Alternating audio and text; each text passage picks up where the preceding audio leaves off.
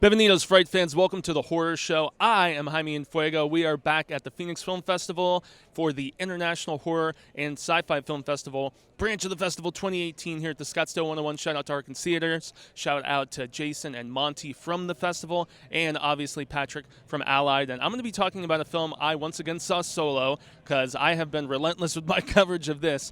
Man, unfortunately, the rest of the team has had some work conflicts, but I've just been killing it, y'all. And this was a film that had some silly killing and all kinds of wackiness in it. It was a horror comedy called Director's Cut, starring Missy Pyle. It had some Lin Shaye action in there. It had some Gilbert Gottfried in there, but most notably Penn Gillette of Penn and Teller, because he wrote this script, directed by Adam Rifkin, who is a guy more so known for comedy. He directed The Chase. He also directed a film that I saw at the festival, which was not horror, called The Last Hollywood Star, The Last Actor, something Burt Reynolds did for A24, which was awesome. But this was a film about a supremely obsessive fan who basically kidnaps his favorite actress, Missy Pyle, and wants to kind of finish a film that he helped crowdfund with her in like his weird little dungeon filming layer of sorts.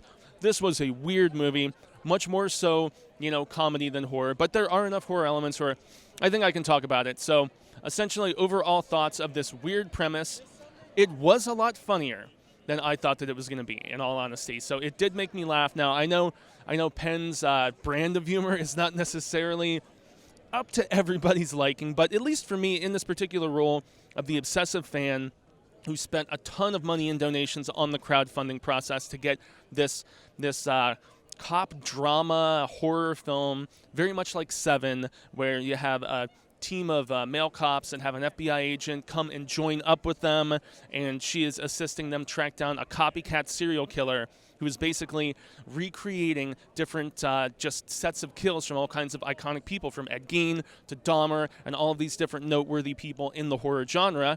And so he's on the set of this film, and it's kind of one of those film within a films. It's meta as hell, and even though it's probably not for everybody, I had fun with it. I enjoyed it. Once again, forewarned, much more comedy than horror, but when the horror does come into play, there's brutal kills. There's like a shootout from the top of, like a bell tower, like place at a school.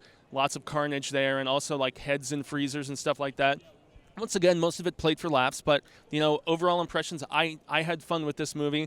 I'm not so sure a lot of my co-hosts would have enjoyed it, but, hey, if you like horror and comedy fused together in a much more silly way than anything, overall impression, you will possibly have some fun with this. If we're going to go story, once again, as I mentioned before, it's about an obsessive fan who did some crowdfunding, and he paid enough that he's on set, and he's allowed to be filming on the set of this project, and so he's kind of making his own mini documentary of this actress he's obsessed with while he's on like set and bothering the actress, and she thinks he's a creep and she's trying to get him kicked off constantly. The director's inevitably getting mad at him, even though he kind of gives him some leeway at first, and he's like, no, he's a crowdfunder, and he's like the top tier crowdfunder, so he paid a ton of money to be on set. We can't kick him off, but eventually he pisses everybody off where he kind of wears out his welcome. So that's the extent of the story until kind of the pseudo-kidnapping comes into play, that I can't really divulge too much more about how all that goes down, because that would be spoiling things. So acting,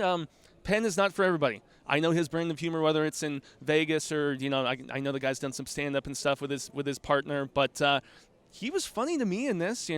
He's a silly goose with, this long hair, and he's running around in these crazy outfits, and, I don't know. He seemed like the prototype nerd obsessive that just takes it too far. Because I'm a nerd obsessive. I just rein that shizzle in sometimes, So also, Millie was funny in just her on-camera character versus how she was, the rest of the time on set and stuff. And especially when he's like filming her in her hotel room and seeing, just how much of a big old bee she is sometimes. Lin Shaye was funny in the few scenes that we got some of her in. She was probably on set for one day. Same with Gilbert Gottfried. He was funny when we saw him, in those couple scenes. And so, yeah, the acting and, the cast, when we saw some of the more noteworthy names, I thought everybody was funny and did a pretty damn good job. And also, once again, the few bits that we do get horror from some of these lower named actors that are the like copycat aspect of this whole thing.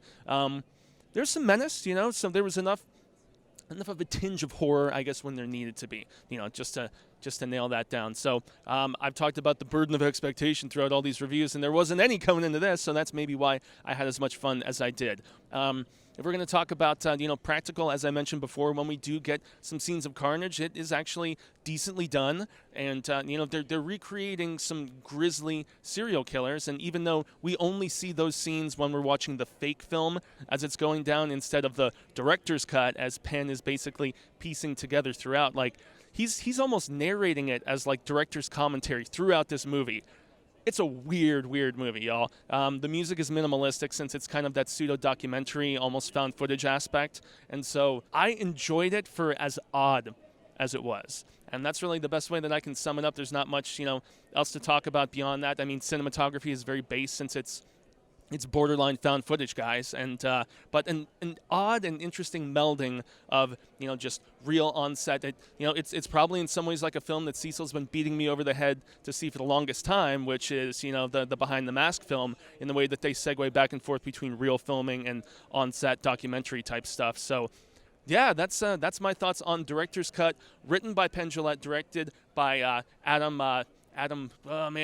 His name is Rifkin, I want to say. His name is already eluding me, but I liked a lot of the stuff that he did when it was comedy-based, and I liked the last movie star that he did with Burt Reynolds as well, which was another film here at this festival. So once again, I extend a grande gracias to everybody who was tuned into this Phoenix Film Festival International Horror and Sci-Fi Film Festival coverage. Once again, shout-outs to Monty and Jason here at the festival and Patrick at Allied. Stay tuned for tons more reviews that we have coming. We've seen like 20-something films at this point. It's outrageous. So you have lots of fun early reviews of stuff that y'all aren't going to get to see for a while that we will be giving you the heads up on. So until next time, I've been Jaime and Fuego, and stay scared, y'all.